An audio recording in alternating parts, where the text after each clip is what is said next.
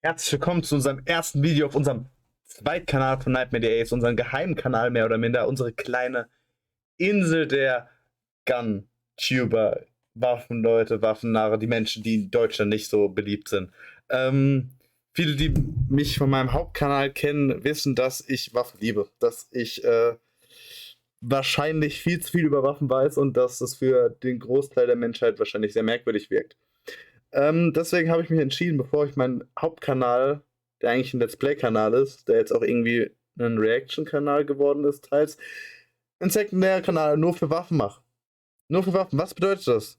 Nur Waffen bedeutet, wir reacten auf die amerikanischen Gun-Tuber, schauen uns die Videos zusammen an. Wir werden selbst mit Airsoft Paintball-Waffen, Schreckschusswaffen, Armbrüsten, das ist die Messer, rumspielen. Wir werden einfach das Thema Waffen hier so weit wie möglich, soweit es erlaubt ist im deutschen Bereich anschauen. Das heißt, falls ihr euch je gefragt habt, ey, bin ich eigentlich der Einzige, der amerikanische oder sonst woher kommende Gun-Tuber schaut und die Videos lustig findet? Nein, hier ist der Ort, wo ihr euch in den Kommentaren und beim Zuschauen von mir drüber unterhalten könnt und auslassen könnt,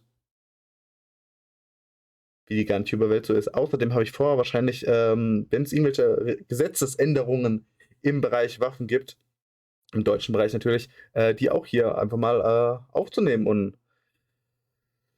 mit euch drüber zu schnacken. Was wir jetzt aber als allererstes Video machen, weil ich es, glaube ich, relativ interessant finde und passend zum momentanigen Geschehen, auch wenn ich da schon sehr spät bin, ist The Weirdest Guns Being Used in the Ukraine Right Now.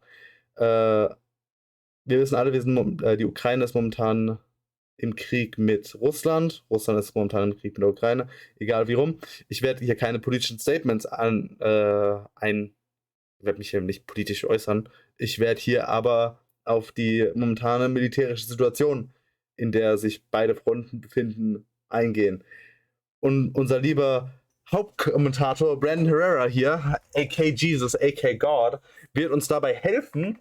Und wir werden uns jetzt die erste Folge von seinem jetzt mittlerweile vierfolgigen Weirdest Guns of Ukraine War anschauen. Gehen wir einfach mal rein. Gehen wir einfach mal rein in Brandon What is up, Herrera. you sexy YouTube mother lovers? Now, I don't know if anybody's told you this yet or not, but there's this country called Ukraine, and right now there's kind of there's a bit of a war. Yeah, that. Now, as one could expect from a war, we're seeing the use of a lot of small arms.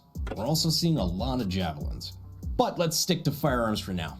Now, with this being Russia and Ukraine, you'd expect plenty of just your run-of-the-mill AK variants, which we are getting plenty of that. But we're also seeing a lot of weird stuff. Not just weird stuff, but some old stuff that you wouldn't expect to see in a modern conflict. Das ist der Punkt, da und ich gerade gedacht. Old Weapons. Ich bin mir sowas von sicher, dass wir so viele Zweite Weltkriegs, Golfkrieg, Kalter Krieg-Waffen dort jetzt gleich sehen werden. AK-Typen, die so veraltet sind. So I picked out some photos and videos that I thought were interesting, so I figured we could look through them together and see what the hell is going on with the small arms in Ukraine right now. Now, before we get started, one thing I want to mention is that there will be no politics in this video to the best of my ability. I'm here to talk about guns. Ist so. Wir wollen über Waffen reden. Wir mögen Waffen. Waffen. Let's talk about the guns. Let's talk One of about the most prominent standouts of this conflict, of course, we have to talk about the AK-12. The AK-12 is supposed to be Russia's new combat rifle, a modernized take on the AK, specifically the AK-74. The AK-12 is in 5.45 by 39, but they also have variants like the AK-15 and the traditional 7.62 by 39, and kann ich gleich mal reingriefen. Ich weiß nicht, ob er es gleich noch erklärt, aber Dave und seine Waffen-Knowledge. Ihr seht das Magazin hier. Das ist die AK-12 in 5,45. Das ist das kleinere Kaliber. Das ist das Äquivalent zum 5,56er, also zu unserem AR-15, M4, G36 Kaliber, also das NATO-Kaliber. Das ist nicht genau das Banana Mag Magazin. Seht ihr ja, es ist nicht genau gekrümmt. Das heißt, immer wenn ihr hier diese Krümmung seht, wisst ihr, okay, das ist 7,62x39, also das originale AK-47 Kaliber. Alles, was so eine Wannabe-Krümmung hat, ist 5,45. Was in 5.45 by 39, but they also have variants like the AK-15 and the traditional 7.62 by 39 and the AK-19 in 5.56. Although in Ukraine specifically, I've only seen AK-12 so far. Now we've seen a lot of AK. Was ich auch irgendwie komisch finde, weil die Ukraine bekommt doch Waffen aus EU und Amerika. Und Amerika benutzt auch nur 5.56er in ihren Sturmgewehren. Bedeutet eigentlich, müssten die einen Haufen AK-19s haben. Das sind die, wo auch in 5.56 schießen. AK-12s turning up in Ukraine, especially ones that have been captured. It's not a weapon that I believe was used by Ukraine at all, so I think all the photos that we're seeing of Ukrainians with AK-12s would be captured rifles. And it's interesting how, like, just like the Krinks, like the AKS-74U, how it's a captured AK-12 is being used as a status symbol. It's the new hotness and kind of everybody wants to get their hands on it. Like this photo here, I believe I was told that this was Ukrainian Special Forces. Bro, was hat der da für eine Bullpup hängen? Also, der Soldat clearly zeigt eine AK-12, die ja, wie er schon gesagt hat, captured wurde. Das ist so momentan die Mode, dass man von der Waffe, die man jetzt hat, sobald man im Krieg irgendwo eine findet, sagen wir es mal so, dass man die AK-12 mitnimmt. 5,45er Kaliber, höchst militärisch, kann man Aufsätze draufballern, nicht wie auf die normale AK. Oder eher gesagt, man kann auch auf die normale AK Aufsätze ballern, aber hier geht es um einiges leichter. Aber mich würde jetzt mal interessieren, was das für eine Bullpup-Waffe ist. Also die Waffe, die drunter hängt im Tarnmuster. Wenn ich sehe das Magazin und weiß, es ist eine 5,45. Und es hat irgendwie ein bisschen was von einer MTA. Bin ich falsch? Sieht aber geil aus. Posing with a brand new Russian AK-12 from an owner I assume doesn't really need it anymore. Now I'm going to take a quick tangent because now we're starting to get into the weird stuff. Look at the other rifle that he's got slung over his chest. Danke. I know it's hard to see because it's camouflaged, but bear with me. What the fuck is that? It's clearly a bullpup of some sort, but it's not quite an AUG or a Tavor or anything like that. In fact, it appears to have a plum AK-74 magazine sticking out of it. This is a rifle that's known as the, and forgive me if I butcher this, the Malyuk, also known as the Vulcan. It's a rifle that's relatively new. Probably. Dann bin ich falsch. Das ist ein 7,62x39 Kaliber, also ein AK-Kaliber, und die sieht ein bisschen aus wie eine AUG. Newer than the AK-12, and I think it's unique to Ukraine. It was, again, an attempt to kind of modernize a lot of the AKs, especially the ones that they just had laying around. So they built kind of a bullpup kit around it, kind of mimicking the functionality of something like an AUG or a Tavor or other bullpups like that, while also giving their AKs a way to mount optics and IR lasers and things like that. We're seeing the Malyuk a lot, especially in the hands of, again, Ukrainian Special Forces and other, I guess, SOF types.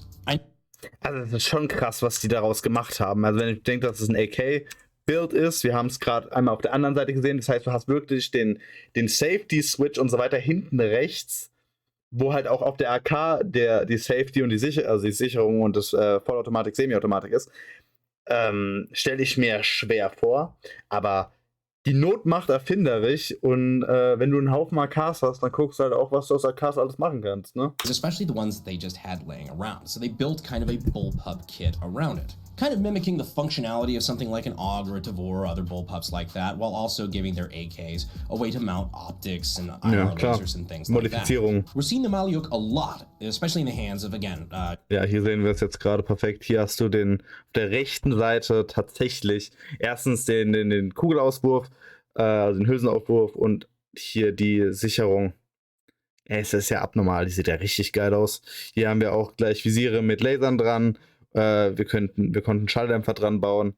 Was mich aber interessiert hat, das hat 2 Abzüge, wenn wir uns das Bild hier mal angucken. Wir haben hier noch einen zweiten Abzug. Ich weiß nicht, für was das da ist. Vielleicht ist das Mag Release, dass du da drauf drückst und das Magazin fällt raus. Dann würde ich mal fragen, was das hier ist. Nevermind. Wo waren wir? Especially AK bullpups, it's kind of a thing.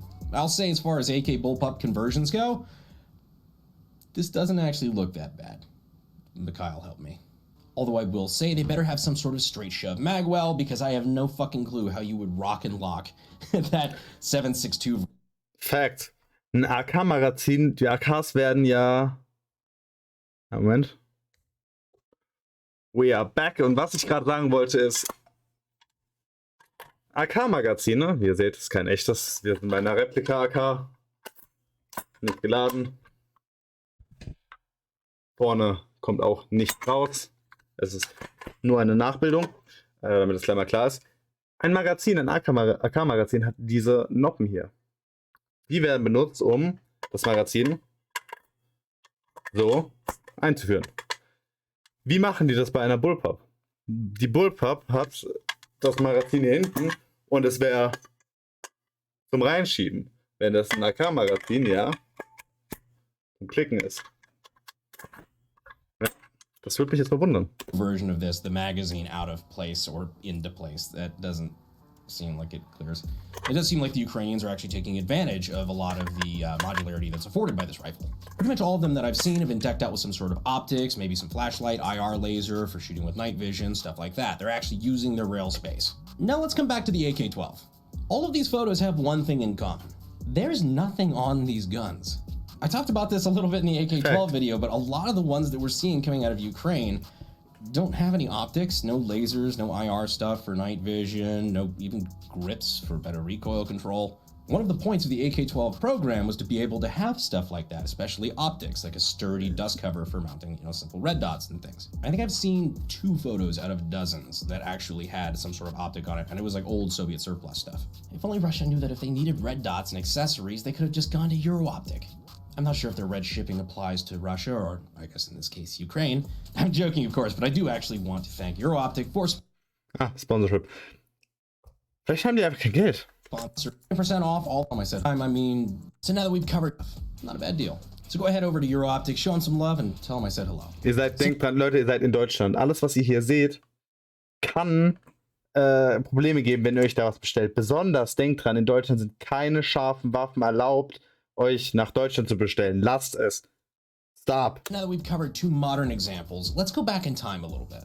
And by back in time, I mean about a week ago in Ukraine. Now, when I talked about photos of some of the Russian soldiers being kind of poorly equipped, I was referring to not having a modern optic on their rifle. Some guys didn't get a modern rifle. This poor Russian bastard.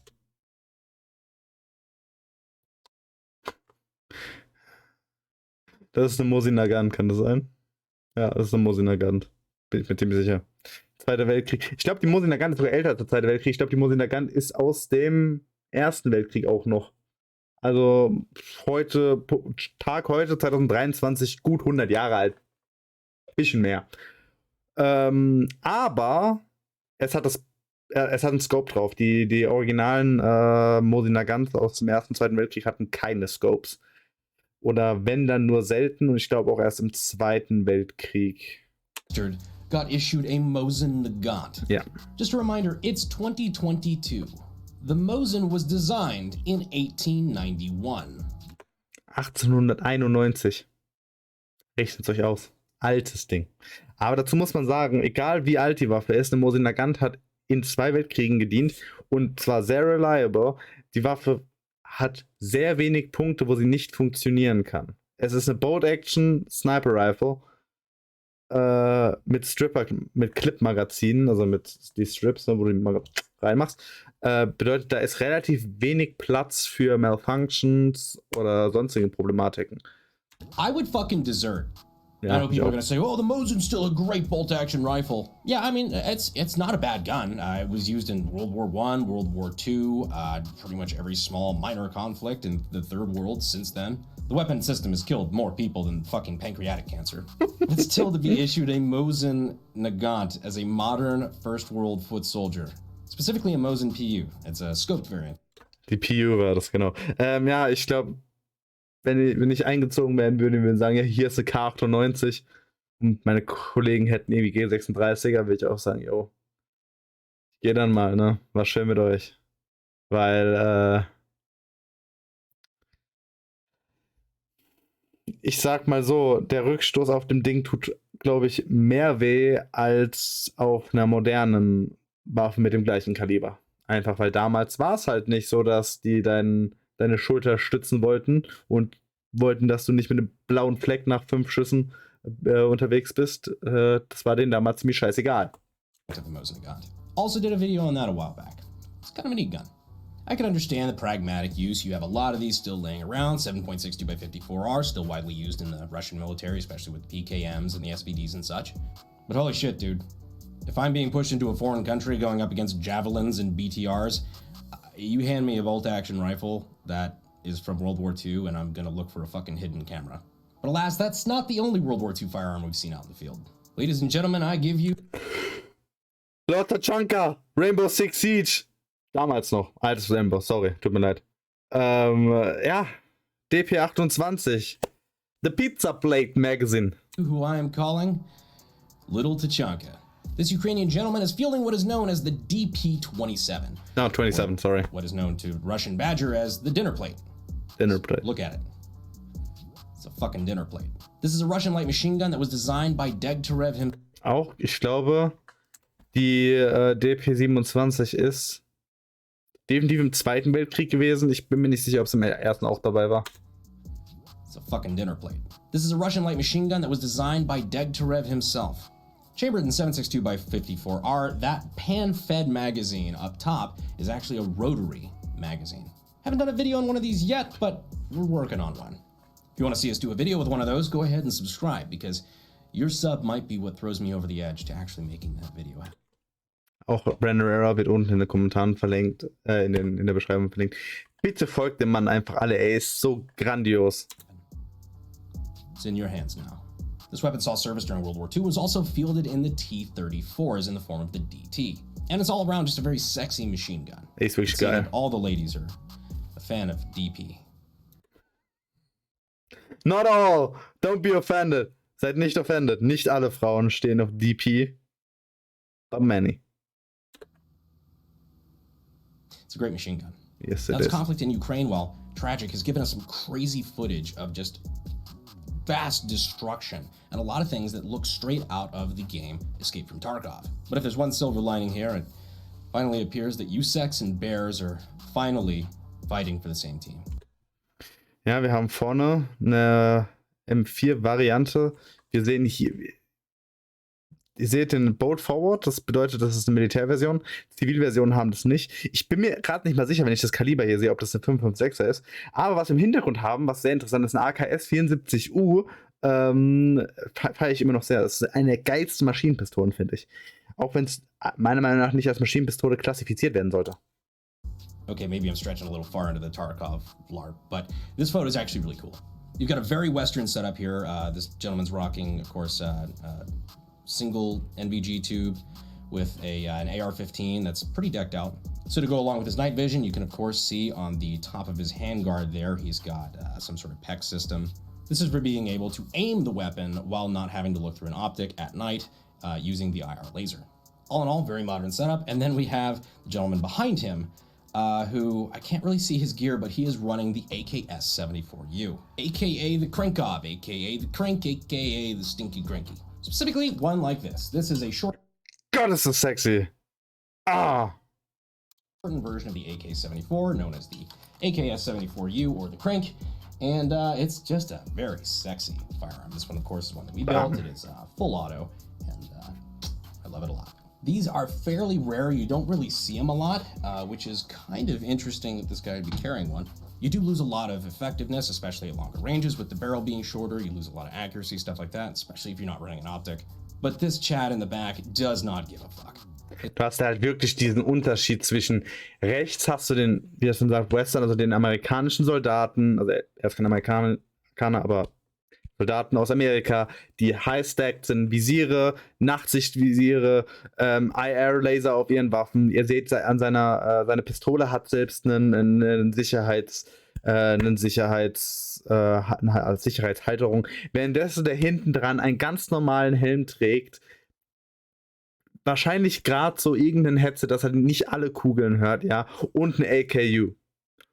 Ohne irgendwas. Kurzer Lauf, nicht sehr präzise, verfickt viel Rückstoß und rein da. His life might be on the line, but it's fucking drip or drown. If you're gonna go out, go out wearing sexy kit. Something I also noticed was the lack of Zenitco stuff from the Russian forces. Again, it seems like they're saving all of their good stuff for their operators and things, and whatever these poor dudes who were sent in, whatever they had is just what they had. I'm gonna try not to read too far into the ramifications of that theory. But I did see this photo pop up of an AK-103 series that was captured from Chechen forces. This is something kind of similar that I have as a setup. This is like an AK-103 clone that was an Arsenal SLR-107FR. Of course, with the Zenitco on it. This is the B-33 dust cover rail, which you could see this gentleman also had. I cannot for the life of me understand why the Chechen stuff is set up better than the Russians. Alter, also die Waffe ist, ich weiß, dass diese Waffe sehr selten ist in Amerika. Gut, alles was russisch ist, ist in Amerika irgendwie sehr selten. Warum wohl? Aber das ist wiederum eins der Gas Systems von den aus Russland, das extremst modern ist. Und wir haben halt auch überall die Picatinny Reels, bedeuten, du kannst einen Laser drauf bauen. Und was Brandon auch gesagt hat, dass er das modernere Dust Cover hat, wo man dann auch ein ganz normales Visier drauf bauen kann. Seriously, is this bothering anybody else? Because it's bothering me. Now for the next gun, of course, we had to talk about this photo. It's been sent to me a million times since it first hit the internet. We have a recently captured AS Val. Now the AS Val, popularized by, video games and other pop culture, is a integrally suppressed 9x39 rifle that is used by Russian special forces. This photo... Die AS Val ist allgemein eine Waffe, die extremst interessant ist. Das Kaliber kann ich nicht mal auswendig aufsagen. Ein interner Schalldämpfer, extremst leise, Vollautomatik, Semi-Automatik, eine ganz normale Sicherung. Also es ist schon eine sehr interessante Waffe. Und man sieht sie sehr, sehr selten. Also es ist eher so eine Underground-Waffe. Extremst cool aber. It was probably one of the first graphic images that really came out of this Ukraine conflict. Because of that, I think there's been a lot of controversy as to its authenticity. I've seen a lot of people trying to debunk this photo, but I don't know, that looks like the uncensored version of the photo is a little more compelling because that is definitely a deceased combatant. Either way, as far as drop loot goes, AS Val is not bad. Of course, if you'd like to learn more about the AS Val, we don't have a video on that, but we do have a video on the VSS Ventores. It's like the wooden stock, more traditional brother of the AS Val. Like an identical twin, but this one was homeschooled. Here we have some more captured... Oh shit, was haben wir? Wir haben PKM ganz unten, dann haben wir drüber eine SVD, dann haben wir eine AK-74, die dürfte auch 454 sein, ganz viele AK-12s und RPGs. Weapons. From the bottom up, we have a PKM, of course, the Russian light machine gun. Sorry. Actually, this may not be a PKM. I think this is a PKP. I think the delineating factor there is the handle up on top of the barrel, if you could see that. Stimmt. Above where it has the can, the ammo can. Up above it, we have the SVD, or specifically the SVDS, 7.62x54R Sniper / DMR Rifle. Ich glaube, die SVDS, der einzige Unterschied ist, dass der Lauf etwas kürzer ist und du hast einen anderen Schaft hinten drauf. Bin mir aber nicht ganz sicher. AK-100 series rifle, most likely a 74. 3 captured AK-12s, again with jack shit on them, and 2 RPGs. Now, anti-vehicle, anti-air, anti-armor has been a huge part of this conflict. Enter the RPG-7. Er hat halt einfach alles daheim, ne? Das ist so krass. Das ist sowas Legales, Digga, das ist ein Raketenwerfer. Boom. Is it a little outdated with modern reactive armor and javelins and things like that? Yeah, maybe. Would I like to be shot at with it? Nope. Fuck no. I haven't really seen too much use from these in the Ukrainian conflict just because there's so much, I guess, better anti-armor equipment out there in Ukrainian hands. But as this photo goes to show, they are definitely still being used. Klar, alles, was noch einigermaßen funktioniert, wird in so einem Konflikt einfach verwendet. So here we have another photo of some captured war loot. Das hinten sieht mir aus wie ein Granatwerfer. Dann wieder ein paar AK-Varianten, also eine AK-74 wahrscheinlich wieder.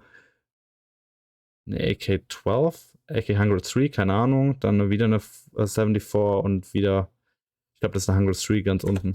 So we have an AK-12, 74, a convertible AK-12, dust covered, kind of missing. Another AK by the look of the wood, possibly a 74.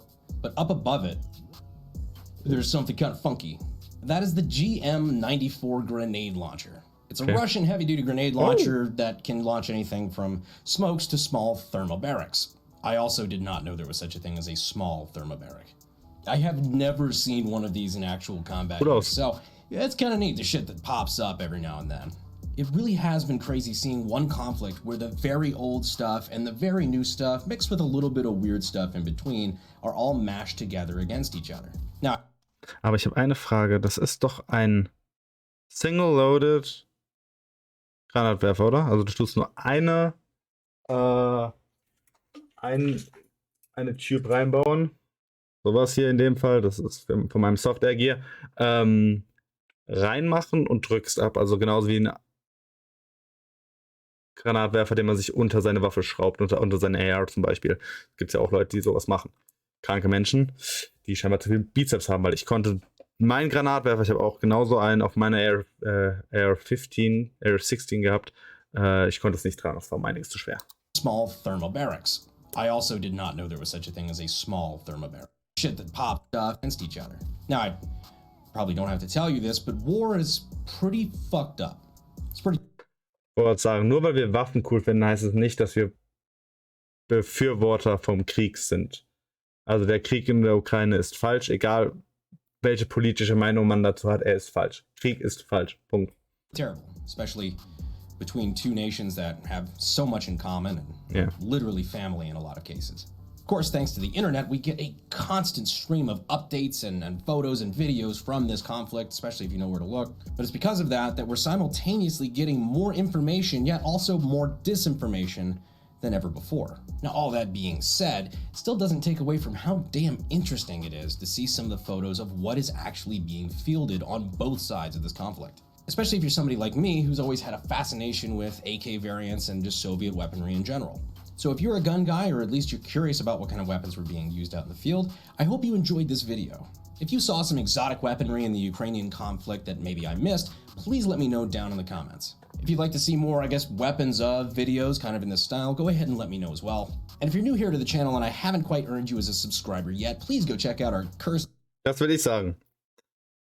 Kommt vorbei, schaut euch die Videos an oder wartet hier auf dem Kanal, bis ich wieder auf Videos von Brandon reagiere. Ich glaube, die nächsten Videos werden alle erstmal Brandon-Videos werden, weil ich die Videos mit Abstand einfach am interessantesten finde.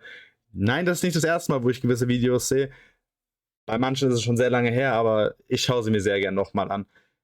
Meinerseits unten in den Kommentaren ist Brandon verlinkt. Das war es auch schon mit dem ersten Video auf unserem Waffenkanal hier. Ich hoffe, es hat euch gefallen. Und haut da rein, wir sehen uns beim nächsten Mal.